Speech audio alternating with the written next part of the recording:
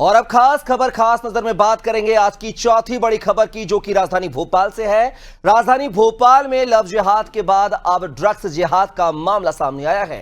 यासीन अहमद और शाहवर अहमद की गिरफ्तारी के बाद कई सनसनीखेज खुलासे हो रहे हैं। यासीन अहमद उर्फ यासीन मछली डीजे पार्टी का आयोजन किया करता था, जिसमें हिंदू लड़कियों को टारगेट किया जाता था और उन्हें ड्रग्स दी जाती थी, जिसके बाद उनका यौन शोषण करने की कोशिश भी की जाती थी।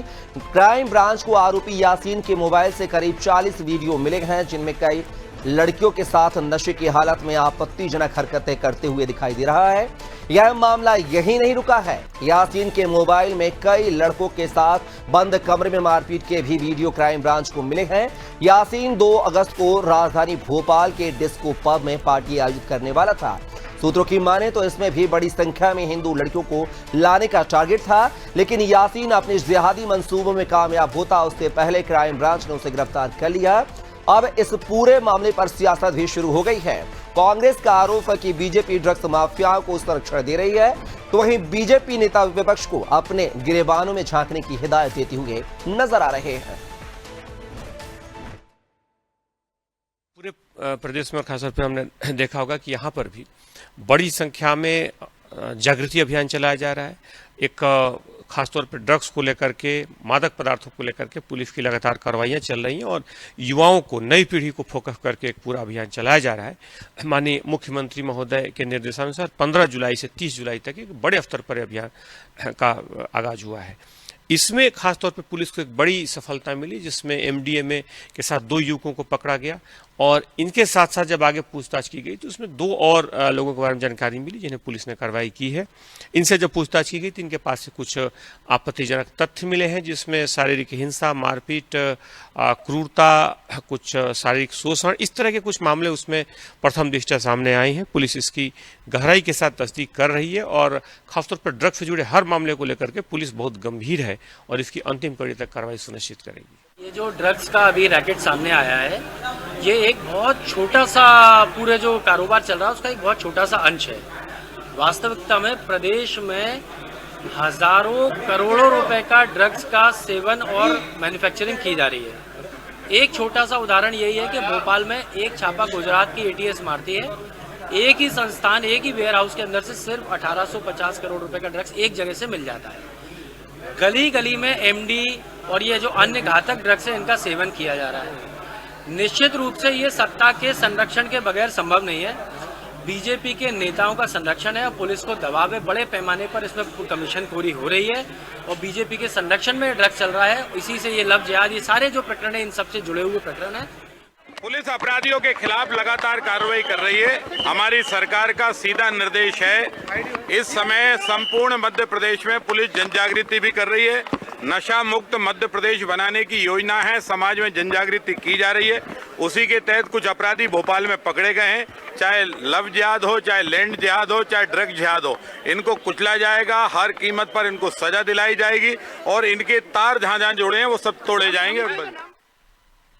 तो देखा आपने भोपाल में जो है अब ड्रग्स जिहाद का मामला भी सामने आया और इसी खबर पर ज्यादा जानकारी के साथ अनादि टीवी के पॉलिटिकल एडिटर मनोज वर्मा जी हमारे साथ जुड़ गए हैं लाइव स्टूडियो से। मनोज जी, भोपाल की बात करें तो लव जिहाद के बाद जो है ड्रग्स जिहाद का मामला सामने आया, जिसमें बीजेपी और कांग्रेस आमने सामने आ गए हैं। कैसे देखें इस पूरे मसले को?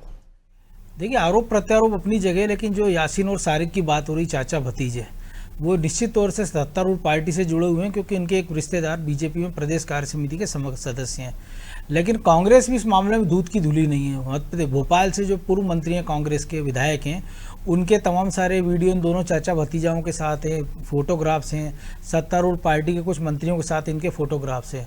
लेकिन जहाँ तक इस पूरे मामले की बात करें तो निश्चित तौर पर ये पुलिस की लापरवाही का नतीजा है, क्योंकि पिछले दिनों एक कॉलेज की छात्राओं के साथ जो लव जिहाद का मामला सामने आया था, उस समय जो प्रियंका कानून गोयल एचआरसी के जो सदस्य हैं, उन्होंने इसको लेकर भी आपत्ति उठाई थी कि पुलिस ढंग से जाँच नहीं कर रही है। अब इस पूरे मामले में जब चाचा भतीजे गिरफ्तार हुए हैं तो जो मोहित बघेल, जो क्लब 19 का जो मैनेजर और मालिक बताया जाता है, उसका इन्वॉल्वमेंट निकला है, उसको गिरफ्तार किया गया है। तो पता ये चला है कि जो डीजे पार्टियां होती थी, यासीन मछली जो डीजे पार्टियां करता था, हाई प्रोफाइल लड़कियों को उसमें फंसाया जाता था, उनको पहले ड्रग्स की लत लगाई जाती थी, उसके बाद उनके साथ जो है बलात्कार किया जाता था और उनको अलग अलग जगह भेजकर उनका यौन शोषण किया जाता था। इसी तरह की एक कांड में एक लड़की ने इनकी शिकायत की थी जिसको लंबे समय से प्रताड़ित किया जा रहा था। दिव्यांश नाम का एक लड़का था। उस लड़की ने इसकी शिकायत निषादपुरा थाने में की थी, लेकिन पुलिस ने उसकी एफआईआर करने की जगह उससे एक आवेदन लेकर उसको भगा दिया गया था। वो लड़की से कल क्राइम ब्रांच ने संपर्क साधा, उसको फिर पिपलानी थाने भेजा गया, वहाँ से उसको निषादपुरा भेजा गया और अब जाकर एमपी नगर में उसकी एक जांच जो एक महिला सब इंस्पेक्टर को सौंपी गई है। चाचा भतीजों के खिलाफ तलैया पुलिस ने एक मामला दर्ज किया है, क्योंकि जो वीडियो का जो आपने जिक्र किया है कि 2 दर्जन से ज़्यादा मारपीट के वीडियो थे, उसके आधार पर एक एफआईआर तलिया थाने में की गई है। और अभी जो पुलिस ने इनके 2 लोगों को और पकड़ा है, एक चावला है और एक जग्गा है। उनके साथ जो वीडियो मिले उसमें कई सारे लोगों के वीडियो मिले हैं, उसमें फोटोग्राफ्स मिले हैं, पार्टियों के वीडियो हैं जिसमें दिख रहा है कि चाचा भतीजे कैसे लड़कियों के साथ अपने दोस्तों के साथ अश्लीलता कर रहे हैं, उनको ड्रग्स की लत लगा रहे हैं, उनको ड्रग्स सप्लाई कर रहे हैं। उस वीडियो में शहर के कई सारे सफ़ेदपोश लोगों के नाम भी हैं, कुछ राजनीतिक दलों से जुड़े लोग भी हैं, इसलिए पुलिस उस वीडियो को सार्वजनिक नहीं कर रही है, लेकिन अंदर खाने इसकी जांच चल रही है। इसके साथ ही जो आरोपी पकड़े गए उनकी गाड़ी में विधानसभा का एक पास जारी हुआ है, जो कि विधानसभा से एक पत्रकार के नाम पर जारी किया गया है। उसकी भी एक जानकारी जो है क्राइम ब्रांच ने विधानसभा सचिवालय से मांगी है कि आखिर वो किसके लेटर हेड पर पास जारी हुआ था और किसके नाम से पास जारी हुआ है। तो कह सकते हैं कि बीजेपी कांग्रेस आरोप जरूर लगा रही है, लेकिन दूध के धुले दोनों के नेता नहीं, दोनों के इस परिवार से पुराने संपर्क है, संबंध है। तो कल बहुत मजबूरी है पुलिस ने, हमने देखा कि एक आरोपी का जुलूस निकाला, क्योंकि उसके पहले दिन में ही पुलिस ने टीटी नगर से एक मामूली चाकूबाज का जुलूस निकाला था। इसके बाद सवाल उठे थे कि लव जिहाद और लैंड जिहाद के आरोपियों को पुलिस क्यों इतनी दरिया दिखा रही है। इसके बाद लगभग देर शाम को पुलिस पहुंची और जो बुधवारा का इलाका है जहां पर दोनों चाचा भतीजे रहते हैं, उस इलाके से उनका जुलूस निकाला गया ताकि लोगों को पता चले कि पुलिस इसमें क्या कार्रवाई कर रही है। लेकिन अभी भी पुलिस उतनी निष्पक्षता से इस मामले में कार्रवाई नहीं कर रही है और कहीं ना कहीं राजनीतिक दबाव इसमें साफ नजर आ रहा है। क्या मनोज जी, ये लगता है कि अगर जांच बड़े लेवल पे होती है तो इसके पीछे कई बड़े सफेदपोश भी सामने आ सकते हैं? निश्चित तौर पर देखिए, इसमें कई सारे ऐसे बिल्डर्सों के नाम आ रहे हैं, कई सारे जो रिजॉर्ट मालिक है उनके नाम आ रहे हैं। एक नीलबड़ा का एक रिजॉर्ट में हाल ही में 2 तारीख की एक पार्टी होना थी, जिसमें कहा गया था कि एमडी का शॉट जो लड़कियाँ आने वाली थी, वो लड़के नई पीढ़ी के, उनको उपलब्ध कराया जाना था, क्योंकि हमने देखा नई पीढ़ी का सबसे हाईटेक जो ड्रग्स है वो एमडी ड्रग्स है। इसके बाद वो शराब पार्टी होना थी और उसके लिए बुकिंग भी शुरू हो गई थी, सोशल मीडिया पे उसके लिए कैंपेन चलाया जा रहा था। और ये जो रिजॉर्ट है ये भी राजनीतिक दलों से जुड़े लोगों का, इसमें एक ब्यूरोक्रेट है, पूर्व ब्यूरोक्रेट, उनका भी इन्वॉल्वमेंट इसमें बताया जाता है। तो चलिए अब देखना होगा कि इस पूरे मामले को लेकर, ड्रग्स जिहाद के मामले को लेकर क्या कुछ तस्वीर होगी। फिलहाल के मनोज जी, आपका बहुत शुक्रिया तमाम जानकारी को साझा करने के लिए। तो देखा आपने भोपाल में पहले लव जिहाद और जब उसकी कार्रवाई को लेकर कानूनगो ने तमाम सवाल आरोप प्रत्यारोप लगाए हैं, उसके बाद जो है जांच और बढ़ी तो अब ड्रग्स जिहाद भी सामने आया है।